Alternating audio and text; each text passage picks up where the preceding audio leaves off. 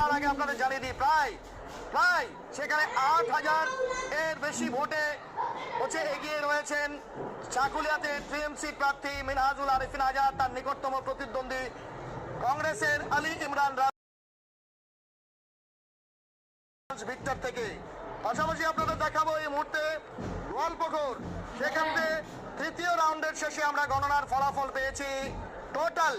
Total এখনো পর্যন্ত যা তথ্য এসছে তাতে আমরা দেখছি ৮,৫০০-এরও বেশি ভোটে এগিয়ে রয়েছেন গোলাম রাব্বানী তৃণমূল কংগ্রেসের প্রার্থী। পাশাপাশি সেই চোপড়াতে আমরা যে তথ্য এখনো পর্যন্ত পেয়েছি প্রায় ৬,১০০ ভোটে লিড করছেন তৃণমূলের প্রার্থী হামিদুর রহমান। এই তথ্য আমাদের কাছে আমরা নিয়ে এসেছি এবং আপনাদের জানিয়ে দিই ধীরে ধীরে আমাদের ব্যুরো মারফত কিন্তু আমরা অন্যান্য জেলার যে খবরগুলো সেগুলো পাচ্ছি এবং সেগুলো আপনাদের সামনে তুলে ধরার চেষ্টা করব।